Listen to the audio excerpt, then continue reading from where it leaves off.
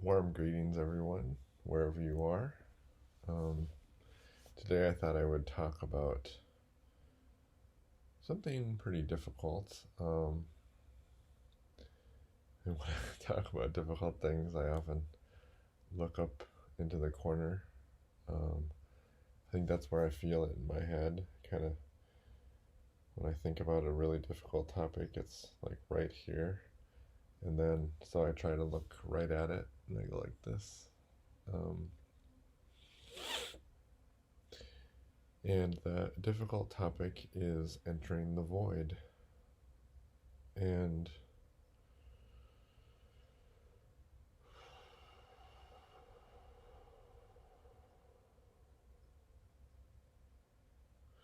entering the void is difficult. Um, I've just been noticing this morning that I've been in a bit of a void, just not sure, not sure what I want to do next, but also not feeling like, oh, I just want to just, you know, do random stuff on scrolling through social media and that sort of thing. So I thought I would talk more about this void and just be in it with you. There's various reasons we can enter the void.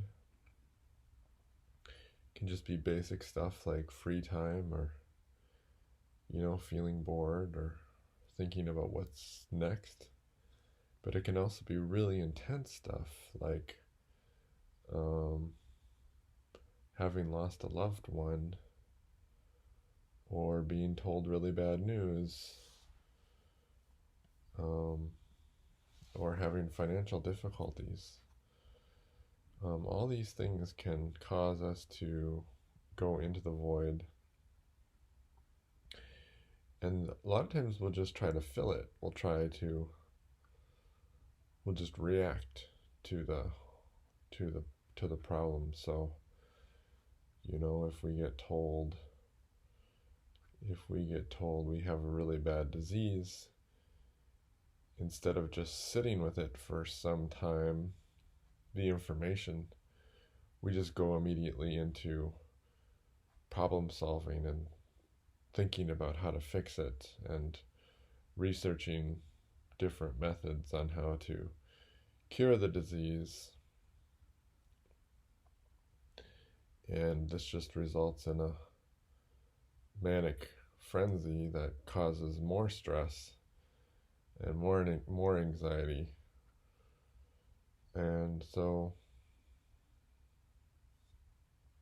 I'm just saying that it's possible to feel the void, feel the chaos, feel like you're falling, I'm falling through space, and we can just sit with it.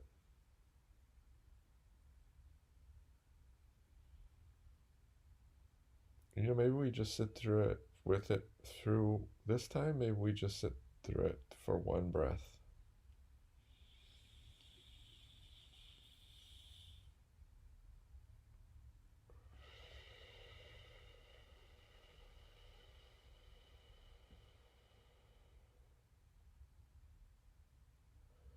One deep breath. Or maybe a couple more.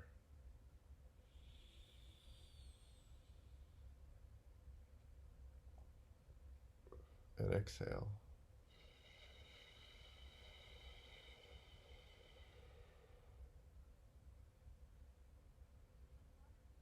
And another inhale.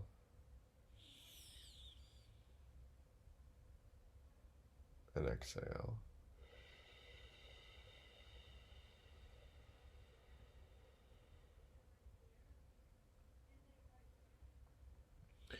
And I notice my kids talking in the background, but that's just the way it is.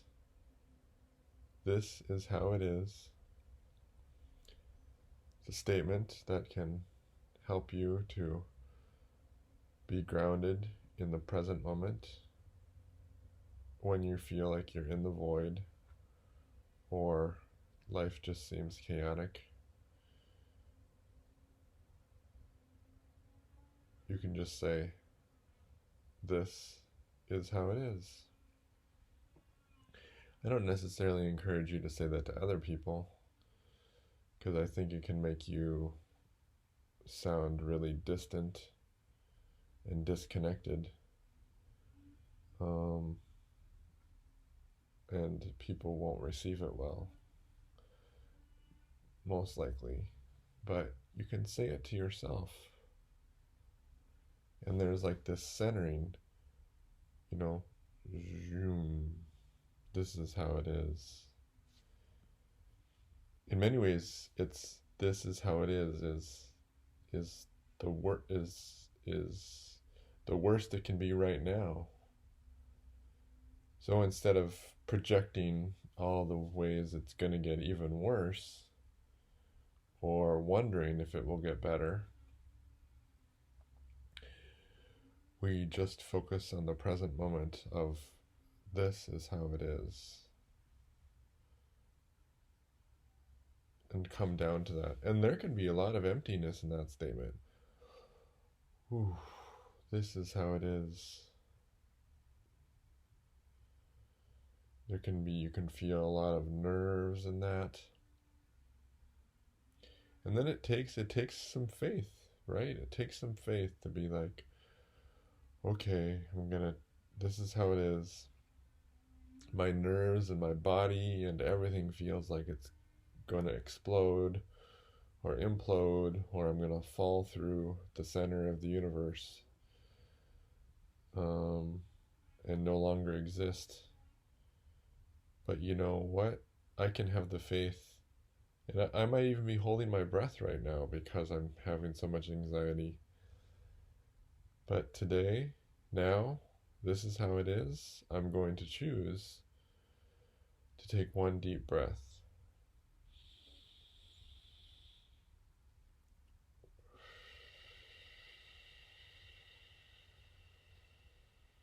And exhale. And maybe that's all we've got.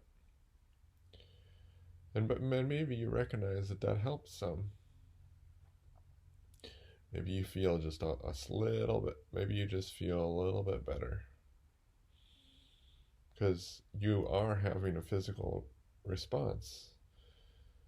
If you were holding your breath in anxiety, which I often have done, it just creates more anxiety because your body feels like it needs air and it goes into a fight or flight response. And so you can move yourself out of that flight or fight response by breathing, doing what your body knows it needs to do naturally. But for whatever reason, in our heads, we're telling our body to stop breathing because of the anxiety that we're feeling. So a deep breath.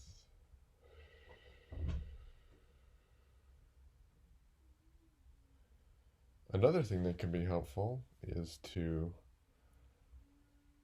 notice where your body touches the earth.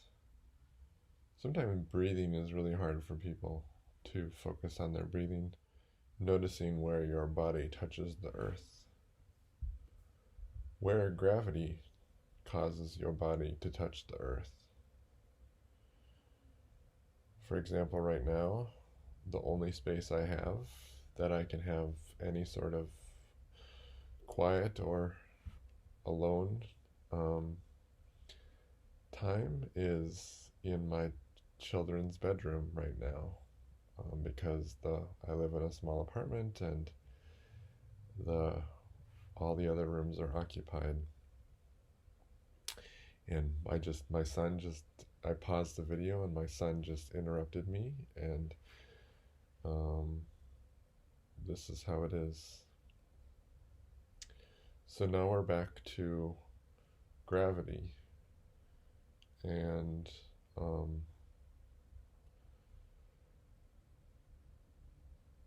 if the breath is difficult for you, you can also focus on where your body touches the earth. It helps to gain a sense of being grounded in the midst of feeling like you're falling through a void or existing in chaos. As long as you live on this earth, you can have a sense of gravity unless you're literally falling. And so right now my bottom is touching the bed of my oldest son that I'm sitting on, and I just noticed that's where it's touching the earth. And I can feel my butt pressing into the bed. And I can also feel my back leaned against the wall behind me. And so even though I can feel like I'm falling, I can say, oh, I'm not actually falling. I have these 2 points of contact with the earth. My bottom is on the bed, and I can feel the pressure of my bottom on the bed. And I can also feel the pressure of my back against the wall. And I can also notice other things about my body. I can notice I have a little tension in the shoulder, in the back of the shoulder. And through conscious awareness, I can drop my shoulders down a little bit, let my shoulders relax. It's just as much as is available to me or to you right now. You can let your shoulders fall down and just be here. Be here with me.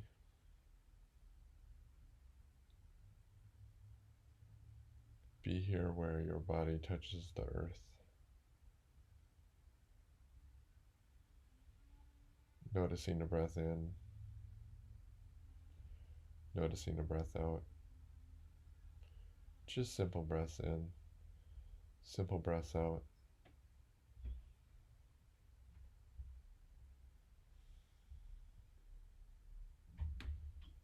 Simple breath in, simple breath out.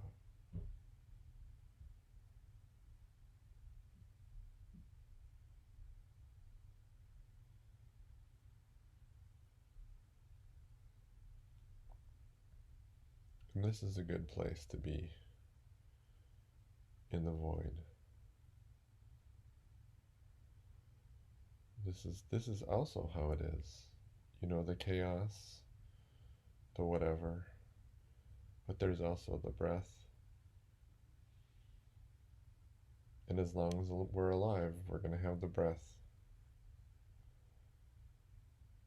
And the gravity, the points on the earth where our body is touching. And this process, many people call meditation. And it is really this simple. And if your mind wanders somewhere else, just gently, when you notice that it was wandering, there's no reason, it's not helpful to be tough on yourself and say, oh man, my mind was wandering again. I shouldn't do that. That's not really helpful. Instead, just gently, lovingly come back. Gently, lovingly come back to the breath. Come back to the gravity. Here and now.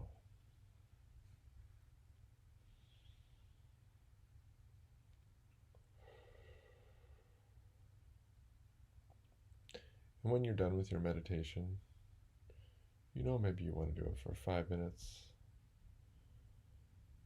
10 minutes.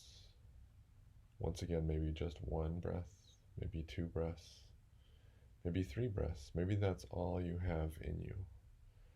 Maybe that's all the faith you have for today, for now. And that's okay. Lovingly say, this is what I have now. This is how it is. And then at the end of your meditation, you can bow to yourself, bow to the world, and you can say, thank you for sharing this meditation with me, and may all the benefits of this meditation benefit not just me, but all life.